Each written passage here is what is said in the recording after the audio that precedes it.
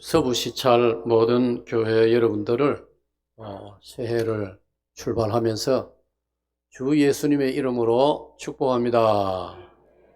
오늘 장소를 정하 여러모로 편의를 정하는 언양교회를 축복합니다. 할렐루야.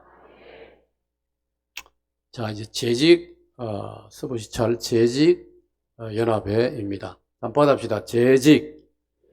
자, 재직이라 할 때 강의한 다 받으셨어요? 강의한 다 받으셨어요? 없는 분은 손 드시고 뒤에서 보시고 공급을 해 주시기 바랍니다. 왜냐하면 만드시는 분들이 수고해서 만들었는데 만든 것을 잘 활용하는 것은 예의이기도 하고 우리 도움이 됩니다. 자, 재직이라는 이 제자는 우리 한글로 말하면 안제자입니까? 바깥제자입니까? 이 우리가 쉽게 말하면 나는 제일이다 할 때 우리 한글 그 제자입니다. 한자로 말하면 여러 제라고 부릅니다. 여러 제, 직분직, 여러 직분. 그래서 오늘 이 자리에는 담임 목사님들, 또 우리 교육자들, 목사님들, 교육자들, 그 다음에 장로님들, 또 집사님들, 권사님들, 를 가리켜 이제 우리가 일반적으로 주님이 피로 세우신 교회. 자, 교회는 무엇으로 세웠다고요? 주님이 피로서 세우셨다. 사도행전 20장 28절입니다. 주께서 피로 세우신 교회를 섬기게 여러분들을 직분자로 부르셨다. 이 사도행전 20장 28절의 말씀입니다. 그러므로 직분을 맡은 우리는 오늘 본문 디모데전서 1장 12절로 20절까지 읽었는데 그 12절에 보면은 주께서 내게 직분을 맡기셨다. 주께서 내게 직분을 맡기셨다. 그러면 우리는 눈으로 보기에는 당회가 심사숙고해서 교회 직분자들을 일반적으로 세웁니다. 그러나 성경은 당회가 사람이 세웠다 하지 않고 주께서 자기 피로 세우신 교회를 위하여 우리를 주님의 교회에 직분자로 세워주신 줄로 믿으시기 바랍니다. 아멘. 예, 그렇습니다. 그게 바로 하나님의 뜻이고 기쁘신 뜻이고 또 하나님의 작정이고 하나님의 주권입니다. 자, 그러면 이제 우리가 이 받은 직분을 어떻게 감당해야 될 것인가? 이게 중요한 것입니다. 오늘 본문에 보면은, 자, 여러분, 한번 보세요. 몇 절을 먼저 보느냐면, 18절을 보세요. 아들 디모데야라고 했습니다. 자, 받합니다. 아들 디모데야. 자, 교회 직분자들 중에는 바울 사도가 디모데도 이제 한 직분자 중에 한 사람 아닙니까? 나중에는 디모데가 더 성장해가지고 목회자가 됩니다. 목사가 됩니다. 디모데전서 4장을 읽으면 청년 디모데가 그 당시에 노회에서, 자, 여러분의 교회들은 울산 남부 노회입니다. 울산 남부 노회. 울산 남부 노회의 군의로 담임 목사님을 청빙하기도 하고 장로를 세우기도 하고, 그 다음에 남북 노회로부터 또 근위를 위임받은 당회가 집사, 권사를 세우기도 합니다. 그러면 이제 직분자들 중에는 바울 사도에게 이렇게 사랑받는 직분자 디모데 같은 멋진 신실한 직분자가 있는가 하면, 오늘 저녁에 참석한 시찰사나 여러 교회 직분자 여러분들은 여기 18절에 기록된 아들 디모데야라고 불리우는 것처럼, 자, 한 번 더 받아봅시다. 아들 디모데야. 하나님으로부터, 그리고 담임 목사님들로부터, 또 시찰 산하의 여러 교회의 목사님, 장로님들로부터 아들 디모데야라고 불리우는 것처럼 사랑받고 신뢰받는 그런 직분자들이 다 되시기를 축복합니다. 얼마나 좋습니다. 우리가 단 한 번 인생을 살아가는데 그런 인정을 받아야 안 되겠습니까? 죄송합니다. 제가 이제 은퇴 목사니까 이런 간증을 해도 여러분이 아마 잘 받아들일 거예요. 제가 어제 저 경상북도 문경 시찰, 점촌, 문경, 연합, 이제 새해를 맞이해서 연합 이제 부흥회라 이름으로 오후 2시에 시찰사나 모여가지고 예배를 드리고 제가 강사로 다녀왔습니다. 후배 목사님들이 그런 말씀을 해요. 목사님, 제가 뭐랄까, 과분한 그런 칭찬을 받았어요. 목사님, 저희 후배들이 사기통교회 김철봉 원로 목사님, 우리 목사님을 참 우리가 존경합니다. 그런 이야기를 하시더라고요. 그래서 내가, 아이고, 과분한 말씀입니다. 하나님의 은혜지요. 그러면서도 제 마음에, 하나님의 은혜로 참 내가 52년의 교역자 생활을 그래도 하나님 은혜로 후배들이 보기에 무난히 잘 하였구나. 제 마음으로 그런 참 감사를 드렸습니다. 그러면서 돌아오면서 제가 아내에게 이 감사를 내가 전하고 나누었습니다. 목사님들 차 마시면서 우리끼리 모인 자리에서 이런 인사를 받았습니다. 그런 이제 이야기를 나누는데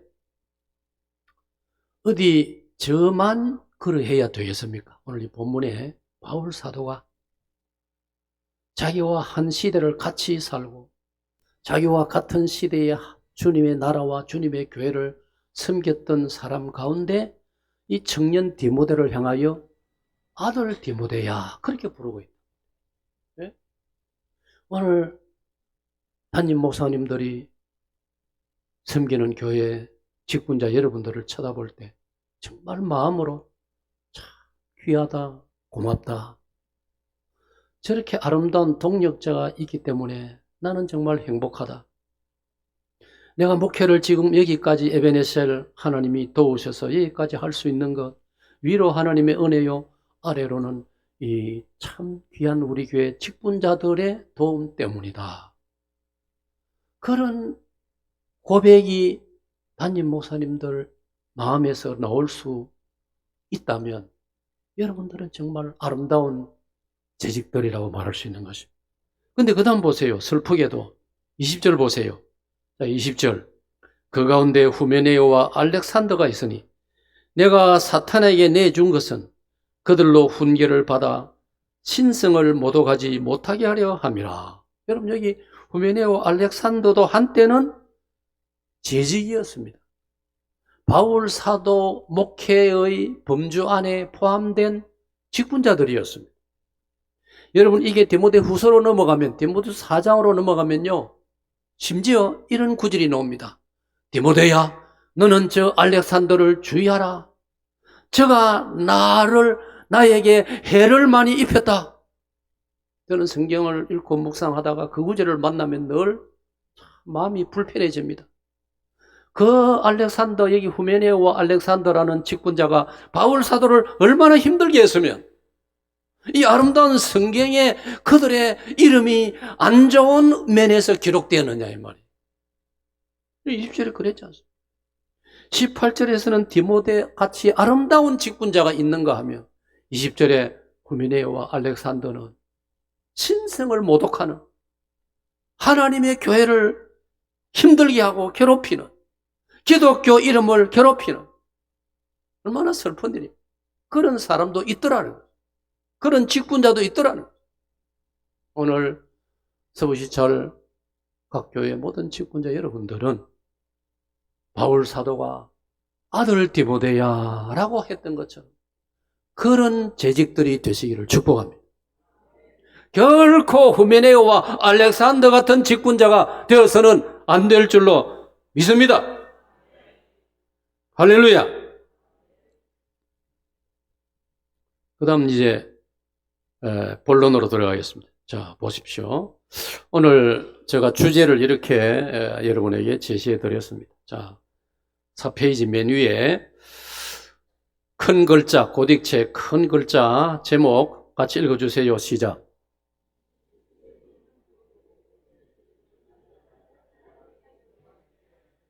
자, 21세기, 지금 우리는 21세기를 살고 있습니다. 저와 여러분은 이제 20세기는 지나갔고 22세기를 살 사람은 여기 많지 않습니다. 우리 21세기를 살고 있는데 21세기에 하나님이 우리를 대한민국의 한국교회에 또 고신총회 안에 또 울산 지역에 또 울산 남부노회 서부시찰 속한 교회들의 이제 청지기로 여러분이 시험을 받았단 말이에요. 여러분들에게 제가 지금 이제 시간 보니까 정각 8시거든요. 정각 8시니까 집중해서 잘 들어주세요. 잘 들어주세요. 잘 들어주세요. 네, 잘 들어주시고 8가지 거기 주제 나와 있는 대로 제가 이제 설명을 하겠습니다. 조금 전에 말씀드린 대로 저는 고신대학교 신학과 1학년에 입학하면서 목사님의 또 당회의 정식 결정을 받아가지고 교육전도사로서 주님의 교회를 섬기기를 시작해서 이제 만 70정년 퇴임하기까지 무려 52년을 교역자로 교회를 섬겼습니다. 그러니까 52년이니까 강산이 5번이나 변했지 않습니까? 얼마나 많이 보았고 들었고 배웠고 읽었고 성경을 공부했고 주일학교부터 중고등부 대학부 또 어른들 또 제가 군종 장교 출신인데 군대에서는 제게 맡겨진 군인 3,300명에게 복음을 전하고 얼마나 경험이 많겠습니까? 그 많은 경험들을 가지고 8가지로 여기 제가 여러분에게 제시해서 이제 강의를 하려고 합니다. 뭐 참 할 이야기가 많고 여러분에게 도움이 되는 드리고 싶은 자료도 너무 많지요. 너무너무 많지요. 그러나 또 여러 가지 또 시간도 있고 하니까 제가 그 중에 이 핵심을 요즘 쓰는 말로 엑기스라고 부릅니다. 받아봅시다. 엑기스. 양을 많이 하는 것보다도 아주 그 영양분이 막 총 집중된 적은 양이지만은 거기에 영양이 다 들어있는 그걸 엑기스라고 하지 않습니까? 뭐 다른 말로 결정체. 그죠? 그걸 이제 제가 많은 세월을 목회하고 이제 정리를 할 때에 이것이야말로 결정체다. 핵심이다. 핵심. 핵이다. 핵. 뉴클리어. 핵이다. 이걸 제가 여러분에게 이제 가르치고 소개하려고 하니까 정말 여러분들은 지금 지금 횡재를 하고 있는 겁니다. 아시겠어요? 이 그냥 나오는 게 아니란 말이에요. 52년의 긴 경험을 제가 압축해서 이렇게 하면은 좋은 신자가 되고 이렇게 하면은 좋은 재직이 되고 이렇게 하면은 자기가 섬기는 교회가 잘 되어 갈 줄로 믿습니다.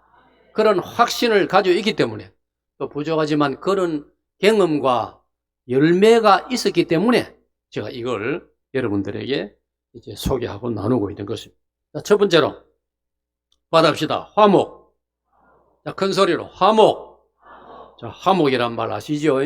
화목이란 말 이걸 이제 리컨실레이션 좀 어려운 말인데 쉽게 말하면 히브리 말로는 샬롬, 그리스 말로는 에이레네, 영어로는 peace, 평화라는 말이에요. 평화, 화목, 화평, 평강 똑같은 뜻이에요. 우리말은 다양한데 이게 다 샬롬이라는 말이고 peace라는 말입니다. 자, 우리가 정직이로서 또는 기독교 신자로서 또 저 같은 경우는 예를 들어서 오늘 또 예배 오늘 인도를 하고 계시는 정일근 목사님 비롯해서 우리 목사님들 또 여러분들 재직들 또 한 사람 한 사람 성도들 기독교 신자들 더 나아가서는 이 땅에 살고 있는 모든 사람 한 사람 한 사람에게 가장 소중하고 우선되어야 할 우선이란 말은 맨 먼저 갖추어야 할 것. 프라이오리티라고 하면 영어로 프라이오리티. 맨 먼저 갖춰야 될 덕목이 뭐냐? 뭐라고요? 화목이란 말이에요. 다시 묻습니다. 뭐라고요? 맞습니까? 그러면 여러분 각자 잠깐 자신을 생각해 봅니다. 나는 화목형의 사람인가? 아니면 좀 싸움꾼인가? 잠깐 자기를 한번 돌아보세요. 제가 어떤 글을 읽어보니까 사람이 둘로 나누어진다고 합니다. 내가 그걸 읽은 거예요. 일리가 있더라고요. 저 사람은 비둘기파일까? 매파일까? 자, 비둘기하고 매, 분명히 같은 조류입니다. 같은 새 종류입니다. 새입니다. 하늘 공중을 날아다니는. 그런데 완전히 다르지 않습니다. 비둘기는 누구나 평화의 상징입니다.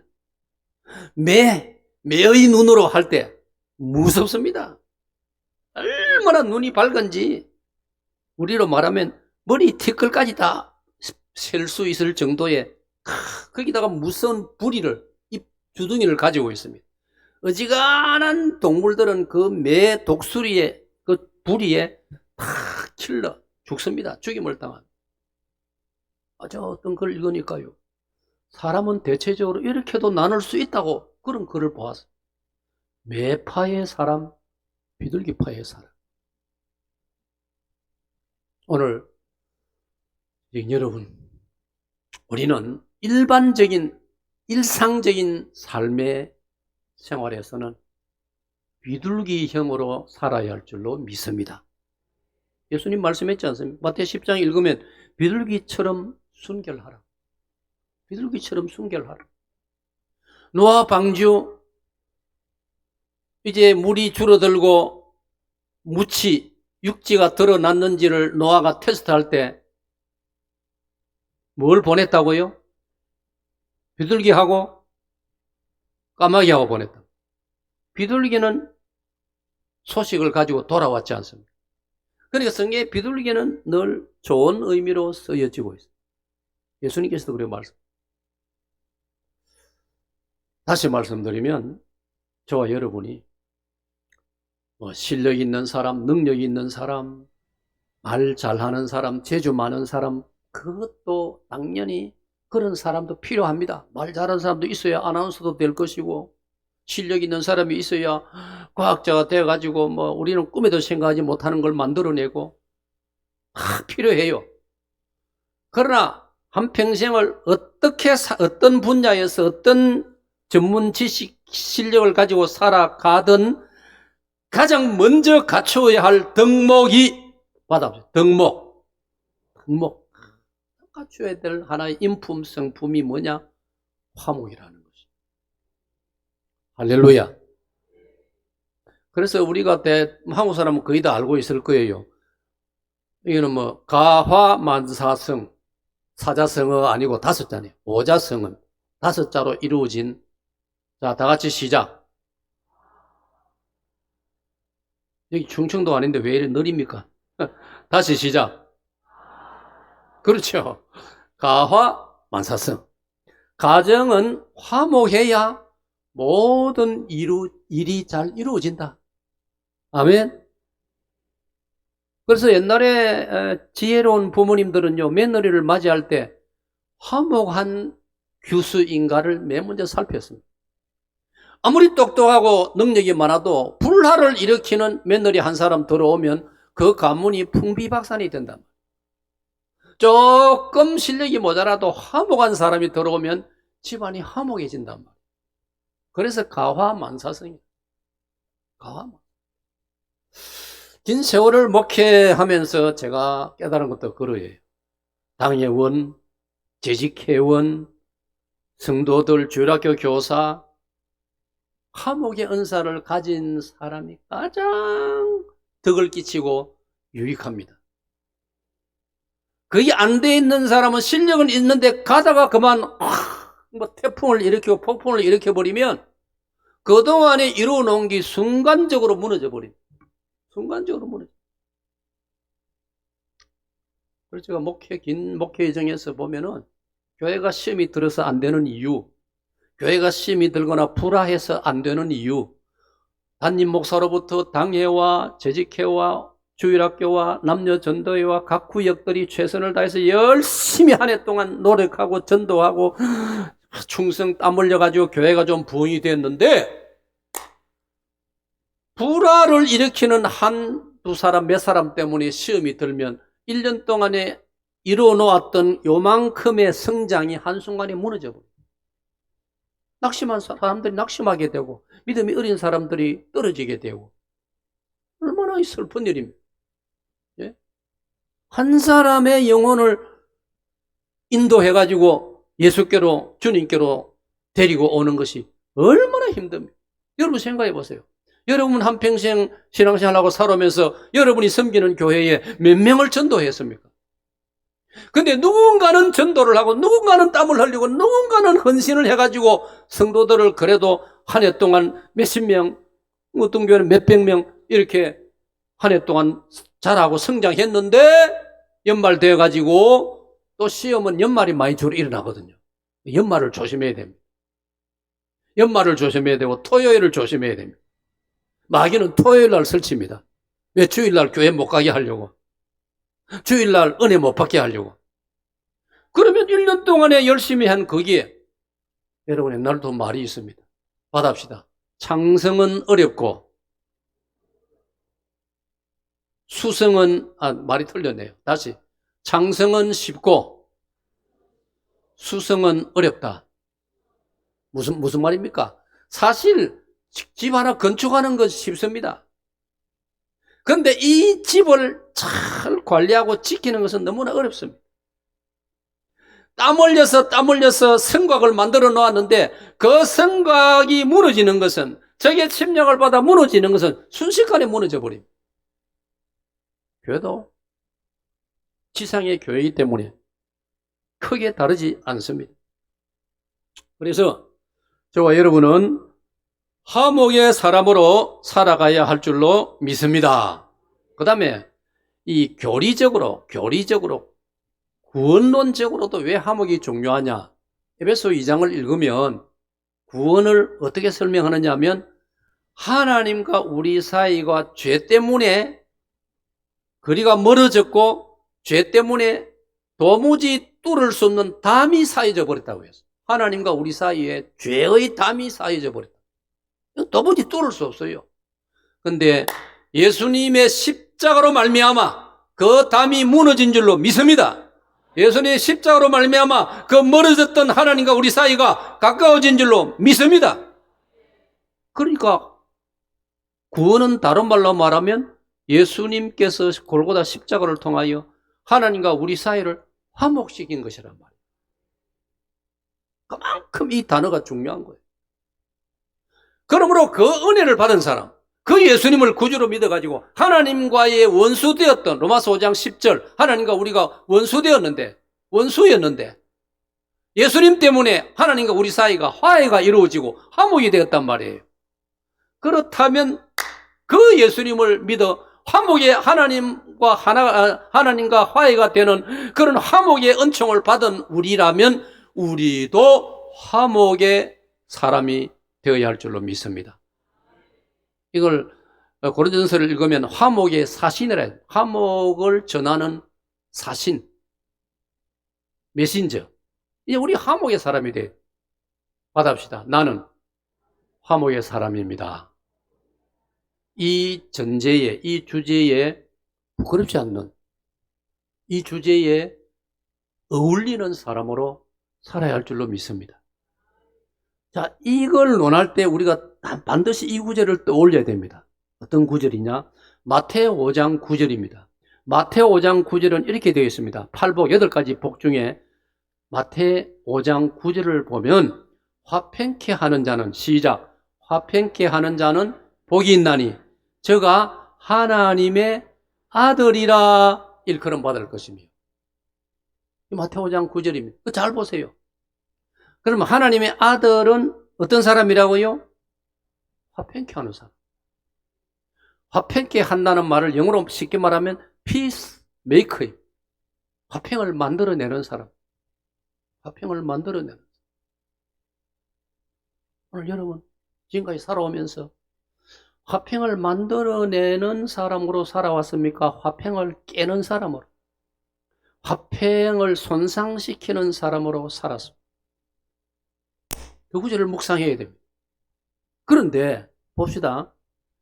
요한복음 1장 12절을 읽으면, 요한복음 1장 12절을 읽으면 영접하는 자 곧 그 이름을 예수 그리스도를 믿는 자는 뭐라고요? 하나님의 아들이라 일컬음을 하다. 영접하는 자 곧 그 이름을 믿는 자는 하나님의 아들이라 일컬음을 받을 것입니다. 보세요. 그러면 요한복음 1장 12절하고 마태복음 5장 9절 내용을 들여다보니까 하나님의 아들이란 말이 똑같이 나온단 말이에요. 요한복음 1장 12절에서는 예수 이름을 믿는 자는 하나님의 아들이 된다고 했습니다. 마태복음 5장 9절은 하나님의 아들이라고 하는 신자는 화평케 하는 사람이라는 거예요. 그리고 여러분, 증거가 열매가 있어야 안 됩니까? 나무가 있으면 꽃이 피면 열매가 있어요. 꽃만 1년 내 피어 있으면 안 됩니다. 열매가 생겨나야 됩니다. 그러면 예수 그리스도를 나의 구주라고 믿는 사람은 하나님의 아들이라는 타이틀을, 놀라운 직분을, 칭호를 주시는데, 그 하나님의 아들은 구체적으로 어떤 사람이냐 그러면 화평케 하는 사람. 어쩌면 오늘 서부시찰 모든 재직 여러분들이 내가 뭐 능력이 좀 없어도, 내가 뭐 다른 면에 크게 막 두드러지게 뭘 눈에 보이는 뭘 못해도 화평의 사람으로 여러분이 여러분의 교회를 섬기고 있다면 여러분은 정말 하나님이 기뻐하시는 사람입니다. 할렐루야. 할렐루야. 그래서 부족하지만 저는 제 목회 철학에 있어서 늘 조바심을 가지고 강단에서, 특별히 새벽기단 공예배가 끝나면 개인기도 시간에 저는 강단에서 늘 기도 제목의 중요한 순서가, 하나님, 저 평생의 목회를 화목의 목회자로 살아가게 도와주세요. 늘 그렇게 화목의 목회. 화평이 왜냐면 제가 성경을 공부하고 읽어보니까 이 세상을 살아가는데 교회가 은혜롭고 교회가 잘 되기 위해서는 화평이, 화목이 가장 중요하더라는 거예요. 아멘. 그래서 제가 제1덕목으로 이 화목을 내세우는 것입니다. 여러분, 사도행전 9장 31절은 이렇게 기록돼요. 사도행전 9장 31절을 보면 그리하여 예루살렘과 온 유대와 사마리아와 갈릴리 지역의 모든 교회들이, 그 다음 중요한 말씀이 나옵니다. 받합시다. 평안하여. 교회의 덕목 거기도 첫 번째를 평안하여라고 했어요. 그 다음에 평안하여 든든히 서가고, 성령 하나님을 경외함과 성령의 위로로 진행하여 수가 더 많아지더라. 그럼 잘 보세요. 사도행전 9장 31절에 어떻게 가르칩니까? 수가 많아지더란 말은 우리 요즘 말로 말하면 교회가 부흥하더란 말이에요. 교회가 부흥하게 된 원인이 뭐라고요? 평안하여. 그 구절이 그렇게 해석이 되어야 되는 거예요. 받합니다. 평안하여, 다시 평안하여 든든히 서가고 수가 많아지더라. 그렇습니다. 일본에는 지진이 많기 때문에 집이 든든하지 않습니다. 항상 집이 흔들리고 불안합니다. 그 집에 사는 사람도 불안합니다. 언제 지진이 흔들릴지 모르기 때문에. 사도행전 9장 31절, 예루살렘과 유대와 사마리아, 갈릴리, 오늘날의 이스라엘을 가리킵니다. 이 이스라엘에 세워진 초대 교회들이 든든히 서갖고 수가 더 많아졌는데, 그걸 이끄는 주 단어가 뭐냐? 교회가 평안하였더라. 평안하여가 그 구절을 이끌고 있어요. 리드하고 있어요. 바꾸고 말하면 단임 목회자가 화평의 화목의 목회자이면 교회가 든든히 서가는 겁니다. 장로님들이 화평의 사람이면 교회가 든든히 서가는 것입니다. 할렐루야. 그런 목회를 소원하였고 하나님께 기도해요. 저는 비교적 일찍이 33살 때 위임 목사가 되었습니다. 그리고 제가 위임 목사가 되고 새벽 계단에서 하나님께 기도했습니다. 하나님이여, 제가 이제 여러분도 우리 목사님 다 마찬가지, 신학생 시절에, 전도사 시절에, 강도사, 부목사 시절에 보고 듣고 배우고 다양한 그런 것을 제가 지켜봤기 때문에 제가 교회는 평안해야 된다. 교회는 분위기가 좋아야 된다. 그게 저에게 목회 철학의 일념이었습니다. 그래서 제가 책임진 담임 목사로, 위임 목사로 출발하면서 강단에서 하나님께 기도해요. 하나님이여, 저는 제가 목회를 마치는 그날까지 화목의 목회자가 되기를 원합니다. 제가 섬기는 교회가 화평한 교회가 되기를 원합니다. 네, 그래야 그 다음 역사가 일어나고 열매가 있다 이 말. 안 그러면 죽어라 땀 흘리고 막 일어나왔다가도 화목하지 못하면 순식간에 무너져 버리고 흩어져 버리는 거예요. 실제로 그런 일들이 지상교회에 적지 않습니다. 오늘 여러분 시철 사는 모든 교회들이 화목의 교회들이 되시기를 축복합니다. 여러분, 이를 위해서 우리가 하나 알아놔야 될 중요한 하나의 그 어떤 지혜가, 지식이 있습니다. 뭐냐면, 우리 목사들이 가장 존경하는 우리의 대선배 중에 요한 칼빈 목사님이 계십니다. 자, 여러분 성도 이름을 들어보세요. 우리 다주 목사님들이 이름을 거명하니까 받아봅시다. 요한 칼빈. 영어 쓰는 사람은 존 칼빈 그러고 프랑스 사람들은 까르벤 그렇게 발음을 하는데, 이 요한 칼빈 선생님은 프랑스 출신으로서 평생을 제네바에서, 스위스 제네바에서 목회하신, 제가 이제 그 목사님 목회한 교회도 방문해 보았습니다. 성 베드로 교회, 센트 피터스 키르켈. 그 아주 우리 모든 시대 우리 목회자들이 존경하는 신학자요 목회자가 존 칼빈 목사님인데, 존 칼빈 목사님이 이런 말씀을 했더라고요. 교회는 신자들에게 어머니와 같다. 자, 여러분 한번 해보세요. 시작.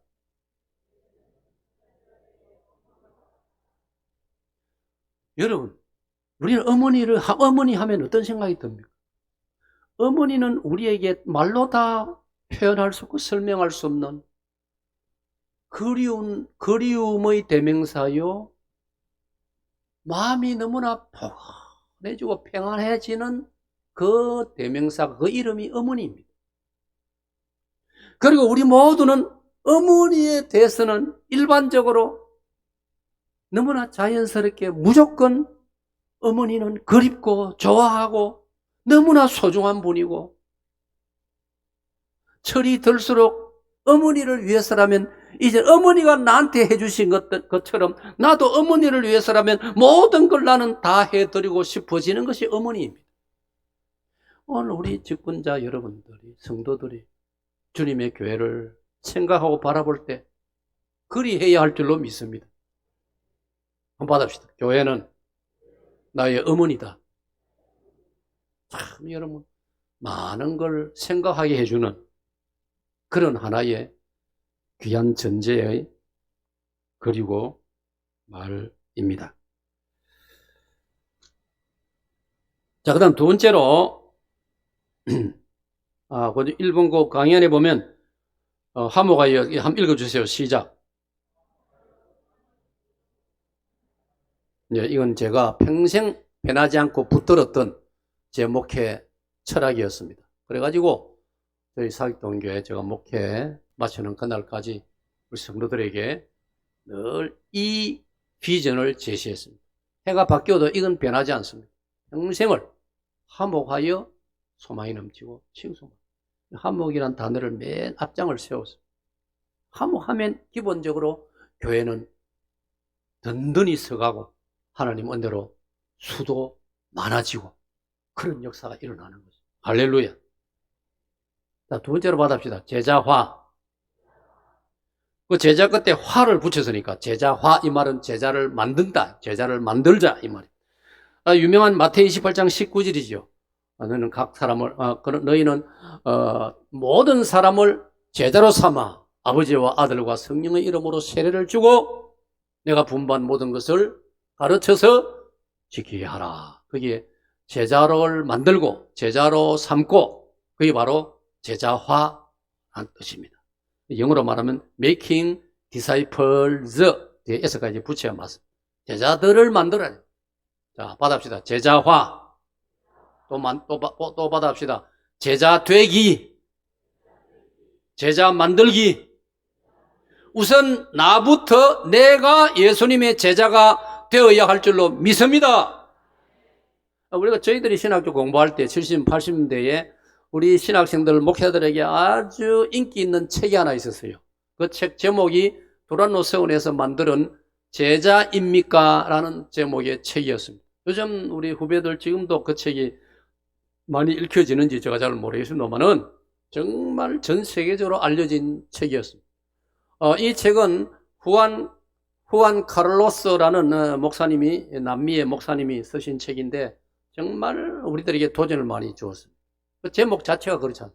모든 그리스도인은 나는 기독교 신자다. 그 다음에 붙여야 될 말이 나는 예수님의 제자입니다. 그리 돼야 되는 거예요. 나는 기독교 신자입니다로 만족스럽지 않다 이 말이에요. 구원받는 데는 그걸로 충분하지만은 그러나 이 땅을 기독교 신자로 살아가는 동안에는 예수님의 제자가 되어야 할 줄로 믿습니다.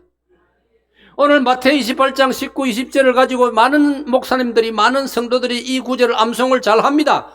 그러나 막상 자기부터 제자가 되어야 되는데 자기는 제자가 안 되어 있으면서 다른 사람을 제자로 만들겠다고 나선단 말이에요. 이거 얼마나 어불성설입니다. 이거 얼마나 모순입니다. 받아봅시다. 주님,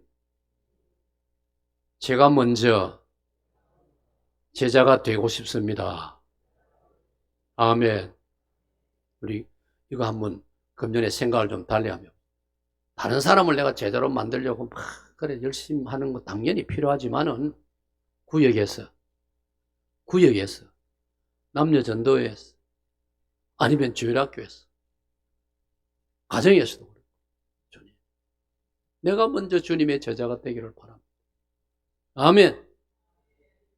여러분 제자라는 말의 우리말 뜻이 뭐냐? 우리말로서 제자는요 선생님을 닮았다는 뜻이에요. 그러면 예수님을 닮았다는 말은 여러분 지금까지 살아오면서 사람들이 여러분을 쳐다보고 교회 다니시는 분 같네요. 그런 인사를 몇 번 들어보셨습니까? 요즘 남을 간섭을 잘 안 하는 시대니까 저희들이 성장할 동안에는 사람들이 남의 관심이 많았어요.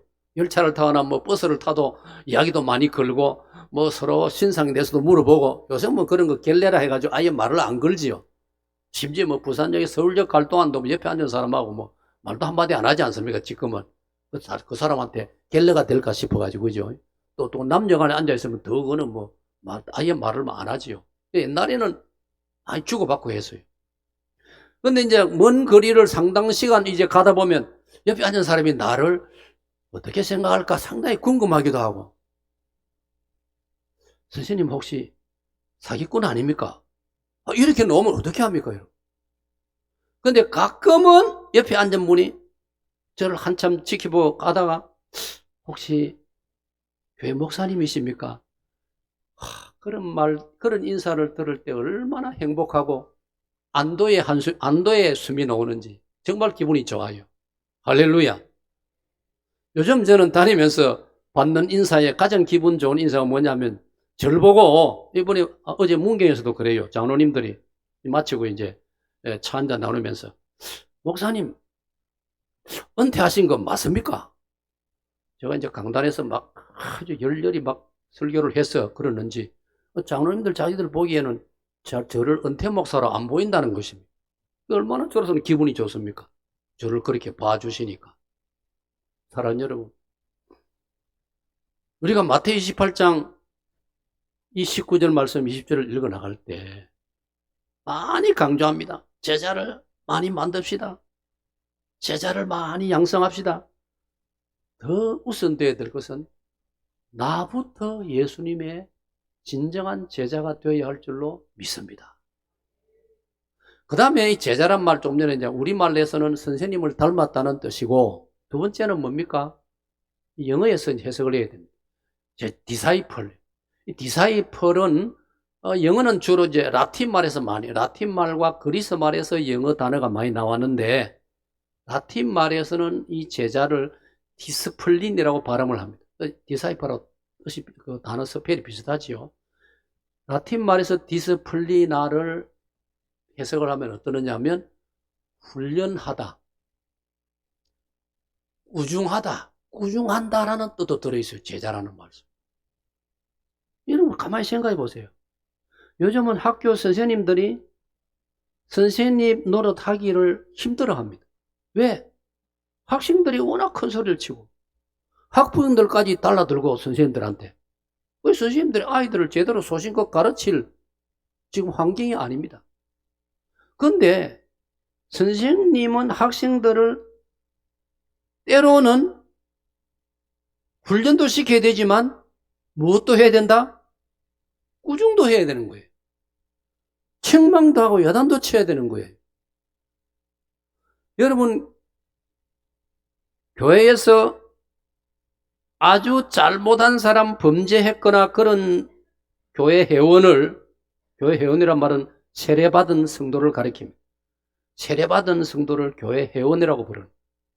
그럼 아주 두드러지게 잘못을 저지르고 범죄한 경우에는 당회가 정확하게 살펴서 권징을 해야 됩니다. 권징이란 징자는 징계한다는 말. 징계란 말은 꾸짖고 벌을 준다는 뜻이에요. 그런 과정을 거쳐야 진정한 제자가 되는 거예요. 근데 요즘은 전부 다 너 좋고 나 좋으려고 교회가 징계를 하지 않는다는 이야기가 많지 않습니까? 학교의 선생님들이 학생들을 야단을 치지 않는 시대가 되어버렸습니다. 그건 진정한 교육이 안 되는 거예요. 진정한 제자 양성이 안 되는 거예요. 이게 제자라는 단어 자체가 디스플린, 디사이플, 가르치다, 훈련하다, 징계하다라는 뜻까지 포함되어 있는 것입니다. 그러므로 사랑하는 여러분, 목사님들이 강단에서 설교할 때 언제나 듣기 좋은 설교만 해서는 안 되는 거예요. 때로는 좀 강하게, 엄하게, 눈물이 쏙쏙 빠지도록까지도 설교를 가끔은 해야 되는 거예요. 아멘. 그렇습니다. 이 강단은요, 제사장적 사역만 있어서는 안 되는, 제사장적 사역, 용서하고 품어주고 위로하고 격려해주고 제사장적 사명이. 그러나 이 강단에서는 선지자적 사명도 같이 나와야 됩니다. 선지자가 무엇입니까? 죄를 지적하고 꾸짖고 책망하는 게 선지자예요. 오늘 우리 한국 사회가, 우리나라가 잘못된 방향으로 나가면 우리 목사님들이 강단에서, 아니면 기회가 있으면 밖에 나갔어도, 목회자는 제사장이기도 하고 선지자이기도 하기 때문에 그런 방향 제시를 해줘야 돼요. 제자란 말은 그런 것입니다. 그래서 오늘 이 시대에 우리 한국교회, 우리 목사님들의 목회에 우리가 중요하게 방향을 바로 잡아야 될 것 하나가 뭐냐? 제자화입니다. 저를 포함 우리 목회자들부터 먼저 주님의 확고한 제자가 되고, 그 다음에 하나님이 내게 맡겨주신, 보내주시는 성도들을, 양떼들을 주님의 작은 제자들로 가르치고 훈련시켜야 할 줄로 믿습니다. 그걸 성경에 보니까요, 이렇게 나옵니다. 아브라함은 자기에게 주어진 젊은이들, 자, 제가 질문합니다. 목사님들 가만히 계시고 다른 재직 여러분들, 창세기 14장을 보면 하나님께서 아브라함에게 젊은이들을, 어린 아이들을 맡겨서 젊은이로 키웠습니다. 여러분, 아브라함이, 김 목사는 그래 성경을 해석합니다. 우리 성경에서 최초의 고아원 원장이 아브라함입니다. 아브라함이 고아원 원장입니다. 무려 몇 명을 길러냈을까요? 목사님 말고 성도 여러분 중에 몇 사람? 큰 소리로 300. 지금 여반에서 대답했습니다. 318명이라고 대답한 여반 누구시죠? 괜찮아요. 손 드세요. 어느 교회? 언양교회 누구신지요? 담임 목사님, 누구신지요? 자, 맨 앞에 앉으셨는데, 자, 담임 목사님께서는 나중에 이 어머님 모친께 상품을 드리세요. 드리세요. 목사님, 뭘 드리든지 상품을 드리세요. 아주 정확하게 말씀했어요. 여러분, 아브라함은 하나님께서 자기에게 맡겨주신 어린 아이들을 기르고 훈련시켜서 용맹한 용사로 만들어냈습니다. 그게 창세기 14장 14절입니다. 여러분, 아브라함 하면은 이삭을 제물로 바친 그것만 우리가 알아서는 안 됩니다. 그 외에도 그런 위대한 역사를 그가 감당했던 거죠. 그 다음에 기드온이 지휘한, 기드온이 이끌고 미디안 군대와 싸웠던 기드온 용사는 여러분 다 알죠? 몇 명? 기드온 300명 용사. 그 사람들이 바로 다른 말로 말하면 하나님의 제자들이라. 우리로 말하면 예수님의 제자들. 다윗에게는 600용사가 있었어요. 다윗에게는 600용사가 있었어요. 예를 들면 저는 이 성경에 수치가 나와 있지 않습니까? 아브라함의 318용, 기드온의 300용사, 다윗의 600용사. 수치까지 나와 있는 걸 보면서 저는 하나님께서 내게 맡겨주신 교회 성도들을 그게 100명이든 1000명이든 예수님의 제자로 내가 훈련시키고 양육해야 되는구나. 할렐루야. 그럴 때 쓰는 말이 일당백할 수 있는, 한 사람이 100명을 당해낼 수 있는 그런 예수님의 제자로 만들어야 되겠구나. 할렐루야. 자, 그 다음에 세 번째로, 자, 받읍시다. 주제가 나와 있으니 읽어보 시작. 다시 한번 큰 소리 시작. 여기 보면은 제가 여기 여러분에게 아주 바로 마음에 도전이 되어질 성경 구절을 제가 여기 소개했는데, 자, 시편 46편 5절 이렇게 되어 있어요. 새벽에 하나님이 도우시리로다. 사랑하는 여러분, 새벽 기도에는 한국 교회가 물려받은 위대한 신앙 유산인 줄로 믿습니다. 이 김 목사는 하나님께 감사하는 것은요, 여러분, 이 김 목사는요, 중학교 2학년 되던 해 4월 달부터 오늘까지 새벽 기도회를 하고 있어요. 오늘도 새벽 기도를 다녀왔어요. 은퇴한 목사지만, 왜 저는 새벽 기도가 너무 좋아서 중학교 2학년 때부터 시작한 새벽 기도회를. 김 목사가 하나님께 이쁘게 보이는 것 중에 저는 새벽 기도를 좋아하는 것이기 때문이라고 저는 생각하고 있습니다. 왜? 새벽에 하나님이 도우시겠다고 하셨으니. 그 다음 9절, 잠언 8장 17절, 새벽에 나를 찾는 자를 내가 만나주리라. 얼마나 좋은 말씀입니다. 우리가 좀 실력 있는 사람 한번 만나보려고 하려면 얼마나 기회를 얻으려면 힘듭니까?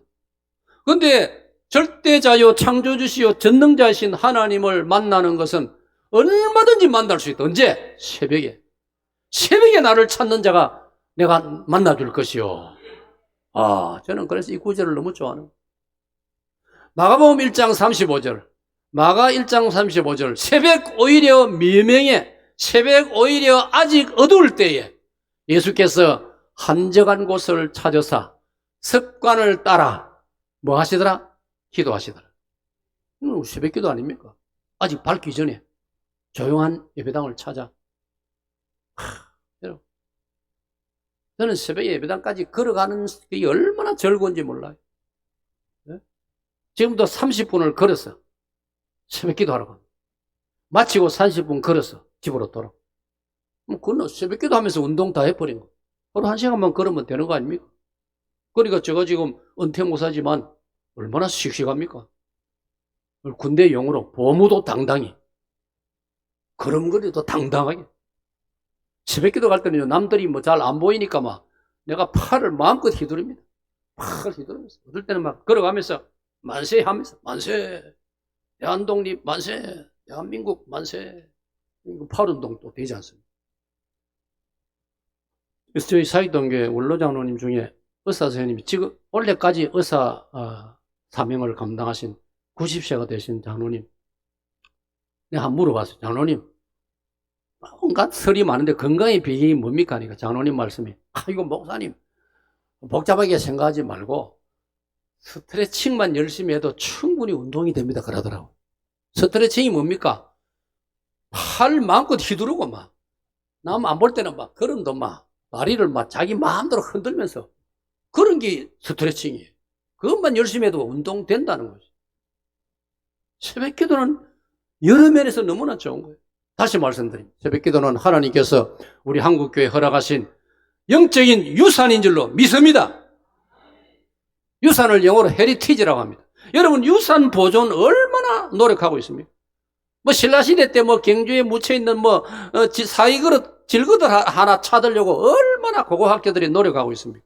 그런 것도 지키려고 하는데 이 아름다운 새벽기도의 전통을 우리 고신총회 35개 노회가 있는데 울산 남문노회 안에서도 서부시찰 교회들이 다시 한번 올해부터 새벽기도에 즐겁게 힘쓰시기를 축복합니다.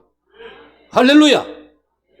시편 108편 2절에는 내가 새벽을 깨우리로다. 자, 시작. 새벽이 날 깨우고 해가 날 깨우지 말고 내가 새벽을 깨우는 그런 적극적인 성도가 되시기를 축원합니다.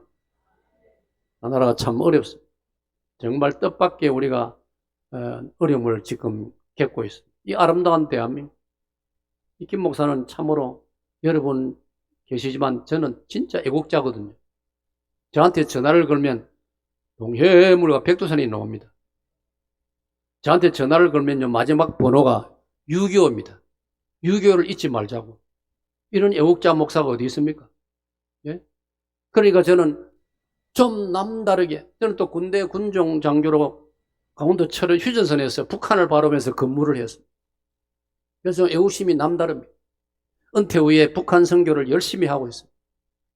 우리 고신 총회 안에 있는 북한 선교 열심히 하고, 모퉁이들 선교의 북한 선교, 제 이름 옆에 소개도 나와 있습니다만은, 모퉁이들 북한 통일 선교 이사장으로 북한 선교를 열심히 하고, 그럼 이런 걸 잘하려면 우리나라가 평안해야 되고, 우리나라가 지금까지처럼 계속 부흥 발전돼야 됩니다. 할렐루야. 한국 교회가 계속 부흥 발전돼야 됩니다. 할렐루야. 그런데 지금 나라가 어려움을 겪고 있단 말이에요. 온갖 말이 많고 전부 다 자기 주장들이 많고 거짓말 하는 사람도 많고 희한한 사람도 많고. 자, 그러나 성경은 답이 있어요. 마가 9장 29절 기도 외에는 다른 방법이 없느니라. 받합시다. 기도 외에는. 우리가 좀 더 기도를 많이 해야 되는데 성경을 보니까 시편을 읽으면 죄를 품고 기도하면 하나님이 듣지 아니하시리라. 기도하되 새벽기도에 기도하되 우리가 죄 문제가 해결이 되고 기도해야 돼. 죄 문제를 해결하면서 기도해야 할 줄로 믿습니다. 그런 성도가 많아지면 이 땅에 희망이 있는 줄로 믿습니다. 그 다음 강의 한번 보세요. 매주감사 시작. 매주감사 그 주자는 주일 주자입니다. 주인 주자 주일. 매주일 하나님께 감사하는 성도가 많아지시기를 축원합니다. 김 목사는 아까 말씀드린 대로 담임 목사 때부터 소신껏 할 수 있기 때문에 제가 만 33살에 마산제일교회 담임 목사 시작하면서부터 매주 감사를 강조했습니다. 담임 목사 앞장을 서면서 우리 하나님께 매주일 감사해 봅시다.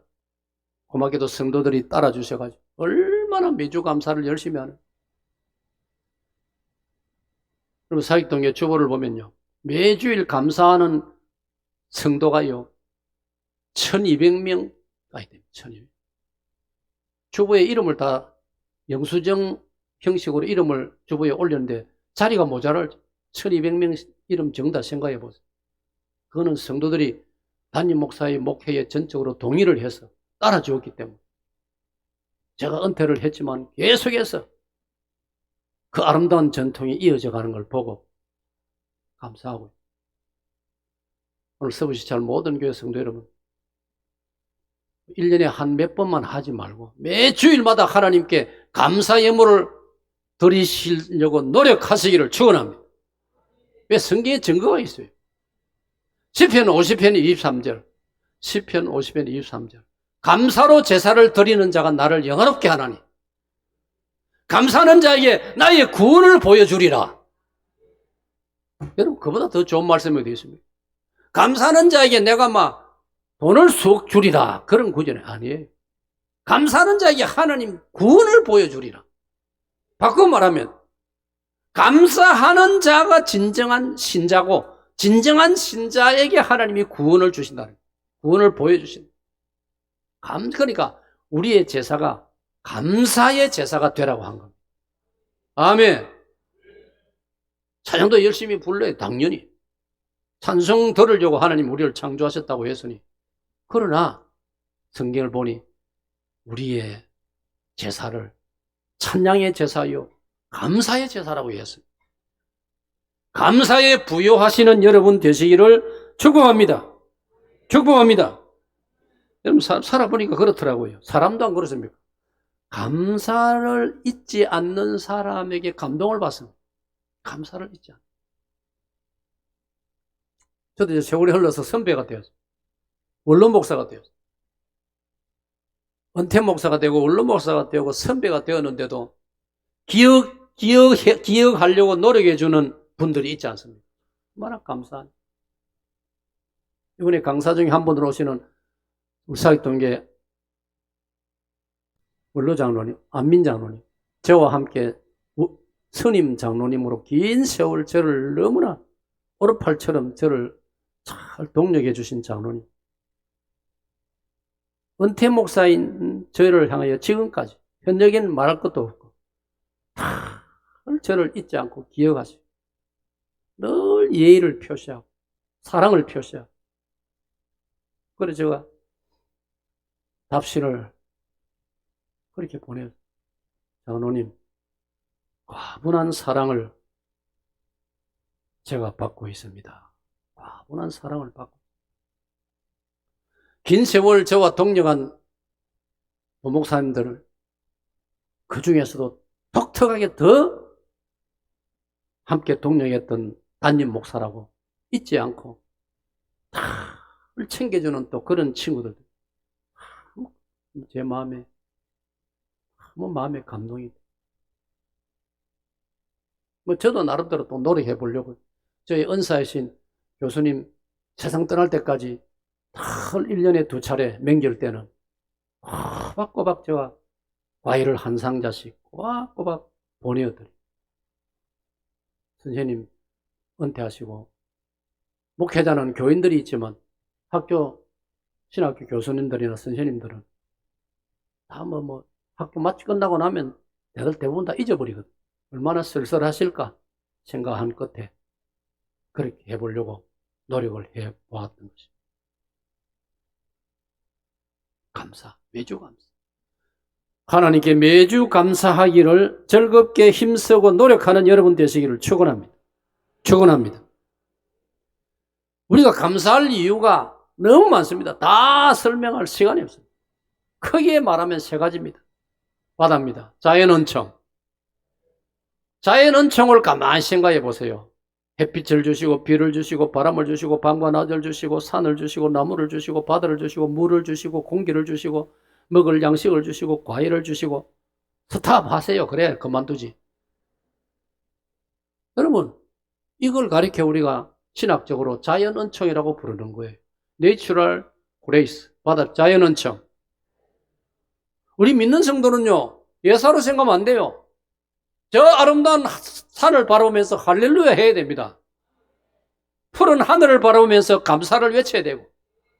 그러면 모든 내 주변에 날 위해서 주신 모든 하나님 주신 창조물들이 너무나 좋은 선물이고 은혜란 말이에요. 그것만 해도 감사할 이유가 충분하지 않습니까? 그 다음 받아봅시다. 일반은총, 오디너리 그레이스 혹은 제너럴 그레이스. 일반은총, 그건 뭡니까? 오늘도 우리가 하루를 살았고 오늘도 우리에게 친구를 주시고 성도를 주시고 같이 밥을 먹게 하시고 오늘도 제가 저녁에 우리 정일 목사님 또 안내를 받아가지고 할매 추어탕에 가서 추어탕을 먹고 또 녹두전까지 주셔가지고 얼마나 맛있게 먹었는지 다음에 오면 또 그 집에 가고 싶어요. 그런 각양다양한 것을 가리켜 일반은총이라고 부르는 거예요. 그것만 생각해도 얼마나 감사합니다. 마침 오늘 아침에 제가 집에서 집사람하고 그 텔레비전을 보는데 북한에서 도망온 이순실이라는 그 덩치 큰 여성이 있죠. 얼굴도 크고, 얼굴이 왜 그래 크던지 몰라요. 덩치도 크고. 북한에서 있을 때 간호장교라고 하는데 얼마나 가난해서 그가 우리 남한으로 도망한 이유가 딱 한 가지. 배가 고파서 못 살겠어 도망왔답니다. 아이를 낳았는데 내 아이도 나처럼 이렇게 인생을 살게 내버려 둘 수 없다. 목숨 걸고 8번을 실패해가지고 북한으로 8번을 도로 끌려가가지고 여러분 말이 나온 김에 세상에 북한이 얼마나 공산주의가 악당이냐. 이 이순실 여자를 말하기도 그렇네요. 그런데 돌아서니까 옷을 완전히 다 벗기고 빨가 벗겨놓고 북한 군인들이 경찰들이 강목을 가지고 두드려 패는데 이거는 인간으로 있을 수 없는. 그런데도 결국 도망쳐 나왔단 말이에요. 왜? 배가 고파가지고. 배가 고파. 자기가 간호장교이기 때문에 북한 군인들을 돌보는데 전부 영양실조, 뭐 아픈 곳 치료할 시간도 없고 배고파 죽어가는 병사들부터 먼저 보살펴야 되는데 뭐 자기 할 능력이 있습니까? 자기가요 병을 주워가지고 씻어가지고 마을마다 다니면서 아기 난 집을 찾아다니면서 젖동량을 했다는 겁니다. 젊은 산부들, 젊은 엄마들, 아기 젖 먹이는 여인들 찾아다니면서 젖을 한 방울 두 방울 얻어가지고 그 유리병에 담아가지고 죽어가는 병사들을 먹였다는 거예요. 이게 북한입니다. 이런 북한을 오늘 우리 사회에 북한을 찬양하는 자가 없나? 공산주의를 찬양하는 자가 없나? 밥은 멍텅구리다. 밥은 멍텅구리. 하루속히 공산주의가 무너지고 북한 동포도 우리처럼 인간답게 살 날이 빨리 와야 할 줄로 믿습니다. 그래가지고 이순재가 남쪽에 와서 보니 자기 눈에 모든 게 만푸장이라 만푸장. 만푸장이란 말 알지요? 차고 넘친단 말이에요. 이게 우리로서 일반은총이란 말이에요. 이것만 생각해도 하나님께 감사해야 할 줄로 믿습니다. 그리고 세 번째 가장 중요한 것은 바다입니다. 특별은총. 큰 소리로 특별은총. 이 말 그대로 특별한 은총이에요. 그게 뭡니까? 예수님을 보내주신 거. 예수님 십자가 우리 때문에 죽어주신 것. 그 보혈의 공로를 믿어서 죄 용서 받는 것. 하나님의 자녀가 되고 천국 가는 것. 우리에게 성경책 말씀을 주신 것. 교회를 주신 것. 할렐루야! 이거 생각하면 특별은총, 일반은총, 자연은총 생각하면 우리가 그래 주일날 그냥 끄떡끄떡 와가지고 그냥 막 적당히 와서 예배드리고 그걸 이래가 되겠습니까? 마태복음 6장 21절에 물질이 있는 곳에 네 마음이 있다고요. 감사의 예물을 준비할 때 내 믿음이 좀 더 살아나는 거예요. 아멘. 사람은요 물질이 우리 마음하고 같이 간단 말이에요. 그렇기 때문에 우리가 뭐 어른을 찾아뵙고 고향에 부모님 찾아뵐 때도 빈손으로 끄떡끄떡 가가지고 어머님 내 왔습니다. 그리고 가만히 또 그냥 와버리고 예를 들어서 그게 말이 됩니까? 봉투에 용돈을 딱 준비해서 또 맛있는 또 과일 같은 걸 사서 가서 대접해 드리고 하나님께 주일마다 나올 때도 우리가 감사의 예물. 저는 제 목회 여정에 이걸 강조했고 새벽 기도하고 이 감사를 강조했는데 성도들이 잘 따라주세요. 저는 큰 보람을 느껴요. 할렐루야. 자, 다섯 번째로 여러분 읽으세요. 시작. 자, 언양교회 성도들만 한번 읽으세요. 시작. 3대 신앙 개성은 구약에서는 이렇게 표현되고 있습니다. 아브라함과 이삭과 야곱의 하나님이다. 여러분 성경에 보면요 이 3대 이름이 항상 붙어 다닙니다. 아브라함과 이삭과 야곱의 하나님. 여러분은 어떻습니까? 여러분 할아버지로서 어떻습니까? 여러분의 아들, 딸, 여러분의 손주들 신앙생활 변함없이 할아버지 할머니인 여러분처럼 여러분의 자녀와 손주들이 그 신앙을 그대로 이어가야 할 줄로 믿습니다. 그 과정이 3대 신앙 계승에 성공하는 거라. 왜 우리 성경에서 아브라함, 이삭, 야곱은 읽으면서 내 손주들은 신앙생활 제대로 안 하면 아브라함, 이삭, 야곱이라고 성경 구절 읽을 때 양심의 가책을 느껴요. 이게 신약 성경에 보니까 디모데후서 1장 5절에 놀라운 말씀이 있어요. 아까 말한 대로 바울이 디모데를 내 아들 디모데야 불렀지 않습니까? 그 이유가 놉니다.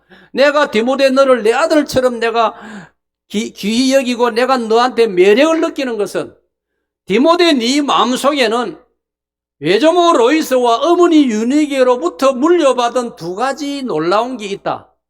첫째는 착한 양심이고 둘째는 예수 믿음이다. 할렐루야.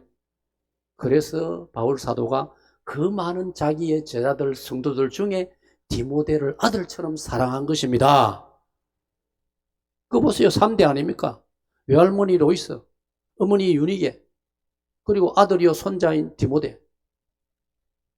그런데 오늘 우리 현실적으로 믿음이 아들 돼서 중단된 가정, 손자 돼 가서는 아예 교회와 발끄는 가정들이 없습니까?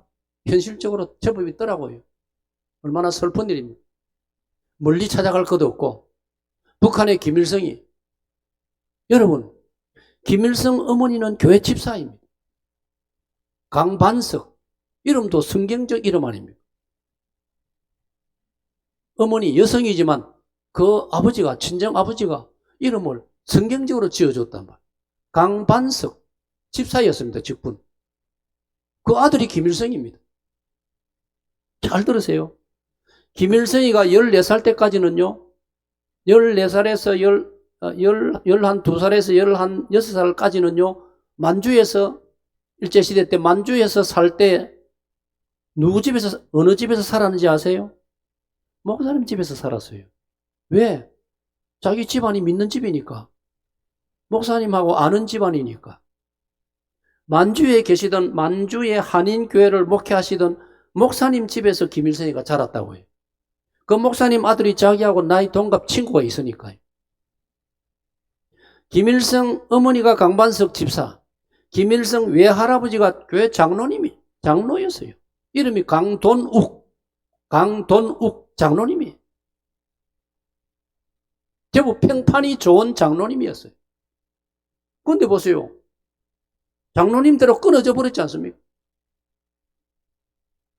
그 어머니도 나중에 사회주의 사상 쪽으로 기울어지고, 그 다음 아들은 완전히 공산주의자가 되어버리고.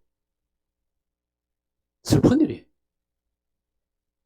슬프기 짝이 없는데. 그러니까 이 역사를 잘 모르는 사람은 만주에서 김일성이를 한때 아들처럼 길러주었던 그 목사님이 손정도 목사님이십니다. 그리고 어떤 사람들은요, 오해를 해가지고, 이거 손정도 목사님 말이지, 공산주의자 김일성이를 갖다가 돌봐주세요. 나쁘다. 그렇게 말하는. 그때 손정도 목사님은, 야가 뭐 공산주의가 될 줄 알았습니까? 그때. 잘 아는 강돈욱 장로님의 외손자니까 돌봐준 거지. 그 손정도 목사님의 아들이 누군지 아세요? 우리 대한민국 해군을 창설한 진해의 손원일 제독입니다. 해군 제독. 제가 지금 강조하는 것은 3대 신앙 계승을 꼭 성공해야지, 까딱 잘못하면 아들 돼서 중단되고 손자 돼서 끊어져 버리면 공산주의자가 되어버리고 6.25 전쟁을 일으키고 남북한을 합해서 근 400만 명이 죽임을 당하는 6.25 전쟁을 일으킨 인간이 한때는 믿음의 가문의 후손이었단 말이에요.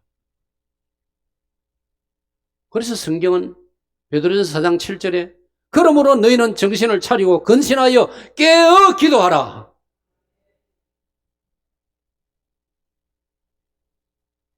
삼대 신앙 계승자가 되시기를 축원합니다. 이거는요, 교회 청년들이 강조해야 되고 주일학생들까지 강조. 주일학생도 이거 외우게 해야 돼요. 3대 신앙 계승이라고 고함을 지르도록 해줘야 돼요. 귀에 못이 박히도록. 여섯 번째로 시작. 자, 이거 여러분, 신학적으로 우리 목회자들이 관심을 많이 가져주시기를 바랍니다. 복음의 제사장 나라. 첫 번째로, 출애굽기 19장 4절을 보면, 출애굽기 19장 4절을 보면, 자, 여러분, 이제 저를 쳐다보세요. 출애굽기하고 레위기에 제사장이라는 단어가 가장 많이 나옵니다. 출애굽기하고 레위기에 제사장은 많은 무리를 영적으로 책임진 사람이 제사장입니다. 그래서 우리로 말하면 목사님이 대표적으로 신약 시대지만은 대표적인 제사장 노릇을 하고 있습니다. 조금 더 폭을 넓히면 성도 여러분은 이 시대 언양의 울산의 대한민국 백성들을 위한 제사장인 줄로 믿으시기를 바랍니다. 여러분도 제사장이란 말이에요. 그게 베드로전서 2장 5절과 9절에 나와 있습니다. 우리를 예수 믿고 기독교 신자가 되게 하신 것은 자기 시대에 그 시대를 살아가는 동시대의 백성들을 위하여 제사장 역할을 하라고 우리를 불러주신 줄로 믿습니다. 제사장 역할이 뭡니까? 그 백성을 끌어안고 하나님께 회개하고 기도하고 저들을 용서해달라고 기도하고 저들을 내가 책임을 지는 자세로 하나님께 호소하면서 그들을 영적으로 돌보고 살아가는 게 제사장의 사명 아닙니까? 성도들을 위해서는 목사님들이 제사장 사명, 이 시대를 위해서는 우리 모든 신자가 대한민국의 제사장, 울산 지역의 제사장 되어야 할 줄로 믿습니다. 그리고 출애굽기 19장 4절은 뭡니까? 하나님께서 지구상의 수많은 나라들, 수많은 민족 가운데 이스라엘 백성을 선택하사 인류를 위한 제사장 나라로 삼아주신 줄로 믿습니다. 그래서 이스라엘이 의미가 있고 중요한 거예요. 그래서 이스라엘의 책임이 큰 거예요. 오늘은 영적으로 우리가 영적 이스라엘이고 우리가 영적으로 아브라함의 후손이 되었기 때문에 오늘 저와 여러분이 복음을 위한 제사장의 사명을 가지고 살아가고 있는 것입니다. 할렐루야. 이 사명을 계속 잘 하려면 우리나라가 잘 돼야 돼요. 대한민국이 자유민주주의 국가로 든든히 서가야 됩니다. 그러면 우리가 어떻게 제사장 노릇을 할 수 있습니까? 어떻게 신앙생활을 마음껏 할 수 있습니까? 대한민국이 자유민주주의로 건강하게 바로 서야 교회가 잘 되고 교회가 부흥되고 그래야 선교사를 보내고 온 세계 복음을 전하는 대한민국이 될 줄로 믿습니다. 믿습니다. 저는 그렇게 믿음을 가지고 있습니다. 우리가 하나님 앞에 제사장 역할만 잘하면 하나님께서 대한민국을 눈동자처럼 지켜주실 줄로 믿습니다. 할렐루야. 7번째로 시작.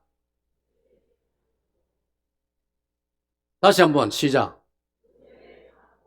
여러분 창세기 41장 56절을 읽으면 창세기 41장 56절을 읽으면 이렇게 되어 있습니다. 요셉이 애굽의 지역마다 크게 창고를 짓고 7년 풍년 시절에 남는 곡식을 거기 전국의 창고들마다 저장하였더라.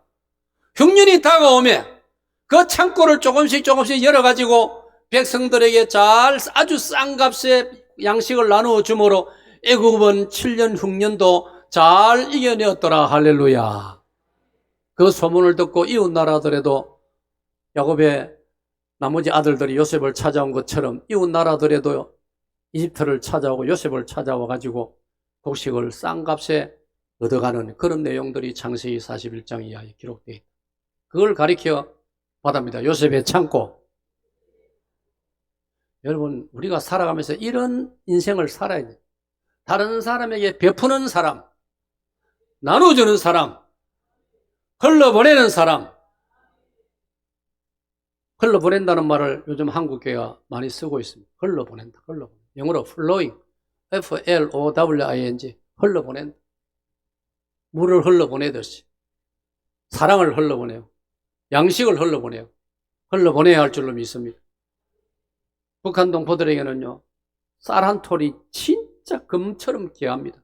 그래서 우리 쪽에서 페트병에다가 쌀을 넣어가지고 저 서해 바다로 해가지고 이렇게 떠내려 보내는데 좌파 쪽에서는 그것도 못하도록 막 법으로 금지를 시키고 배고픈 사람에게는요, 그거 병 한 병이요, 한 달을 살 수 있는, 다른 거 집어넣어가지고 한 달을 살 수 있는 양식이에요.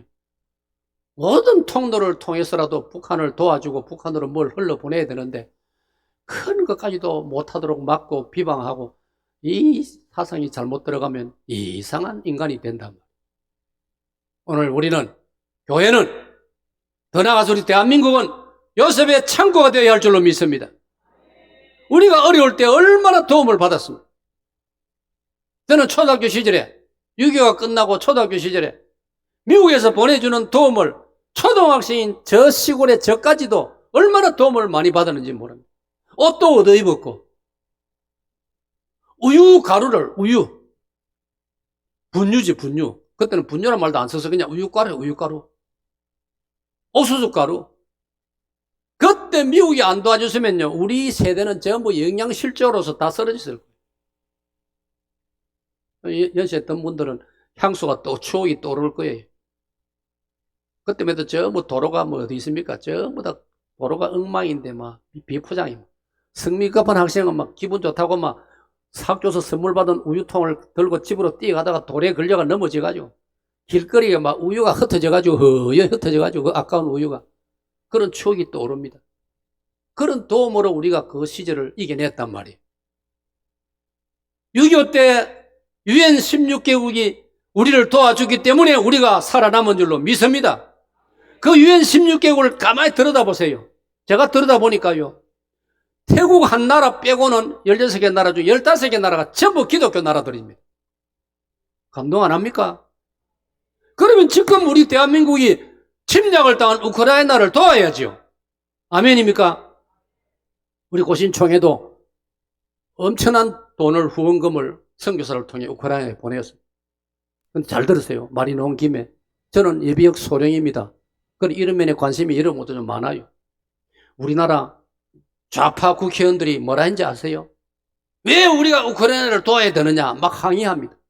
우크라이나를 도와서 안 된다고 항의합니다. 이게 말이 됩니까? 우리는 어려울 때 도움 받아놓고, 우크라이나 우리나라부터 멀리 있는 나라인데 그 우리가 관심 가질 필요가 뭐 있느냐? 좌파 국회의원들이 그런 말을 찌그립니다. 이게 말이 됩니까? 그러면 6.25 때 덴마크, 노르웨이, 스웨덴, 네덜란드, 저 사우스아프리카, 남아공하고 얼마나 콜롬비아, 그 먼 나라에서도 와가지고 우리를 도와주고 전쟁에 희생을 당하고 했는데, 그때 우리나라 군사력 가지고는 북한을 감당 못했어요. 그때 우리는 그러면 아무도 안 도와줬으면 지금 울산이 어디 있습니까? 언양교회가 어디 있습니까? 부산 요 조금만 남기고 다 점령당했는데 유엔군이 들어옴으로 다시 조금씩 북진해가지고 올라가 오늘의 대한민국이 되었습니다. 이런 역사를 잊어버리면 되겠습니까? 안 됩니다. 답을 해야죠. 가만히 있어요. 되겠습니까? 이런 분명한 역사인식을 할 줄 알아야지 기독교인들 중에서도 이런 걸 잘 분별 못 해가지고 엉뚱 소리에 귀를 기울이고 말이 됩니까?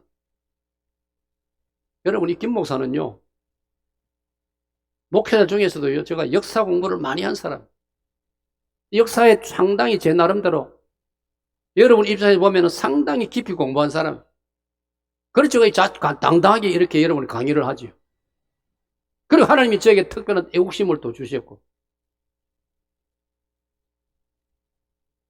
황장엽 씨 이름 들어보셨어요? 황장엽 씨는 북한에서 가장 머리가 뛰어난 지성인입니다. 북한에서. 주체사상을, 논문을 다 만드는 사람. 황장엽 씨가 주체사상을 만드는 사람. 그러니까 나쁜 사람입니다. 머리가 가장 좋은 사람. 우리 대한민국에서 동시대 가장 머리 좋은 사람은 이어령 교수님입니다.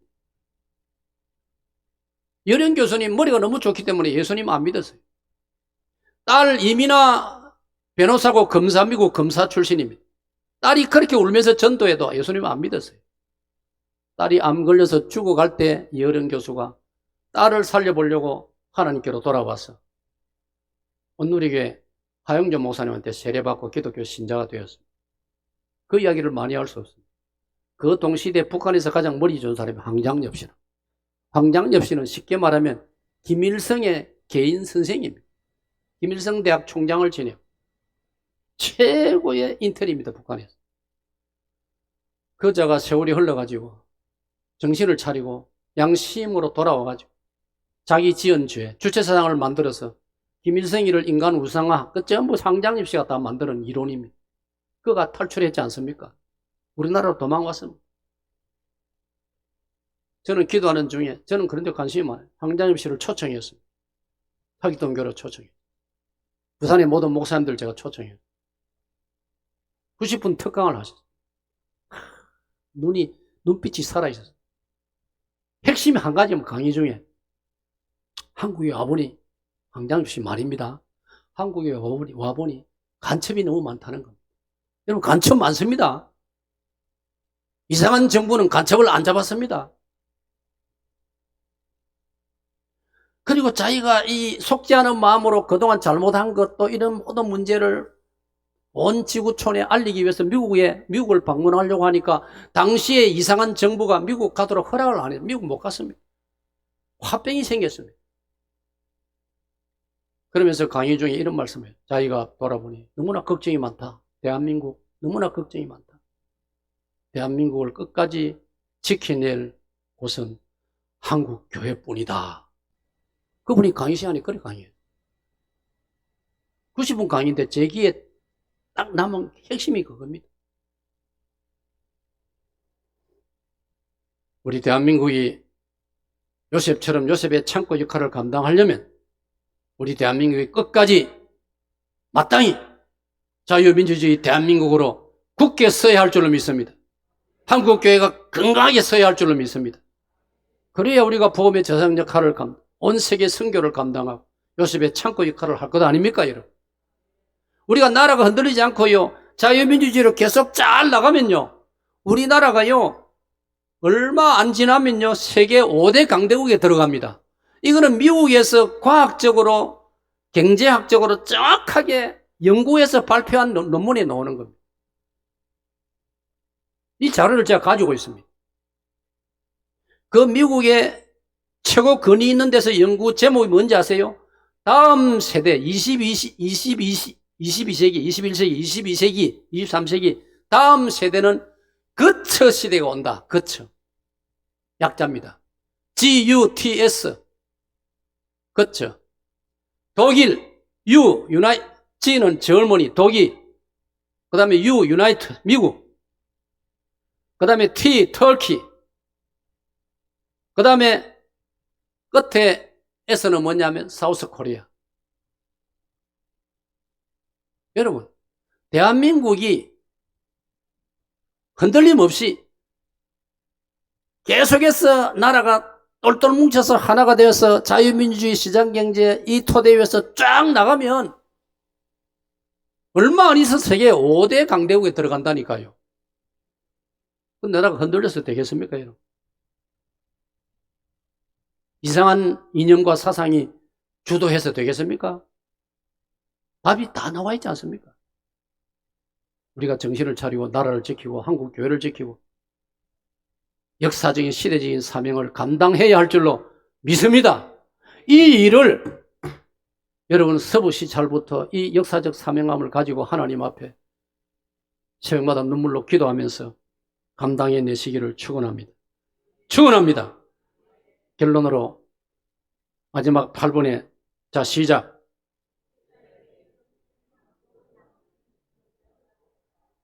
여러분 그리 하시렵니까? 여러분 평생에 담임 목사님들에게 감동으로 남는 목사님들의 동력자가 되어 주시기를 축원합니다. 아까 말씀드렸죠. 이 김 목사 옆에 고신대 총장을 지낸 서울대 음대 성악과를 나온 안민 장로님처럼 그 외에 많은 열거할 장로님들이 한국 교회사에 있습니다. 한 사람만 소개하고 마치겠습니다. 전라북도 김제군이 있습니다. 전북 김제. 이름 들어보셨습니까? 전북 김제? 전북 김제군에 금산면이 있습니다. 김제군 금산면. 금산면에 금산교회가 있습니다. 지금도 있습니다. 역사가 한 150년 돼 갈 거예요. 금산교회에 1900년, 지금부터 벌써 120년 전이죠. 1900년 초에 금산교회에 조덕삼이라는 집사님이 있었습니다. 그 지역에서 금산면에서 부자에 속하는 분이요. 농사를 많이. 조덕삼 집사님 가정에 어느 날 저녁에 해가 넘어가는데 웬 젊은 총각이 하나 찾아왔습니다. 배고파서 찾아온 총각이었습니다. 어르신 밥 한 끼 주십시오. 조덕삼 이분은 금산교회 집사님이고 타고나기로 성품이 어진 분입니다. 사진을 보니까 정말 인자하게 생긴 분이었어요. 조덕삼 집사님이 그 청년을 거두어 주었습니다. 아예 우리 집에서 그냥 같이 살자. 그래서 농사일을 도우면서 점점 아들처럼 여기고, 워낙 이 청년이 마음이 심성이 곱고 성실하기 때문에 이 청년이 주인 조덕삼 집사님의 영향을 받으면서 자연스럽게 교회를 다니기 시작했습니다. 이 청년도 금산교회 집사가 되었습니다. 세월이 흘렀습니다. 금산교회가 어느 날 장로 피택 투표를 하는데, 여러분 보세요. 장로 선택 투표를 하는데 조덕삼 집사는 안 되고 이 청년 집사가 장로로 피택이 되었습니다. 여러분, 이래 되면 어떻게 되겠습니까? 보통 일반적인 경우는요, 그 조덕삼 집사가 시험에 듭니다. 그 중에 제일 부자지요. 덕망이 있는 사람이지요. 인정받는 사람이지요. 또 이 청년 집사 앞에 집주인 아닙니까? 교회 기둥이고 자기가 조덕삼 집사. 근데 이상하게 교인들이 조덕삼 집사를 안 뽑고 이 청년 집사를 장로로 뽑은 거예요. 이야, 조덕삼 집사가 어떻게 했는지 아세요? 성도들에게 이렇게 인사를 했습니다. 여러분은 제가 당황하고 제가 부끄러워하고 제가 시험 들 거라고 염려하실 줄로 제가 예상합니다. 괜찮습니다. 여러분 정말 잘 하셨습니다.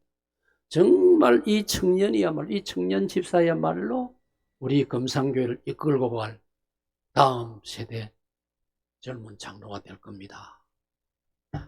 그 소리를 듣는 교인들이 감동을 받아요. 그래가지고 2년 후인가 1년 후인가 다음 투표 때 조덕삼 집사도 장로가 되었어요. 그래가지고 두 사람 다 장로가 되어 교회를 섬기는데,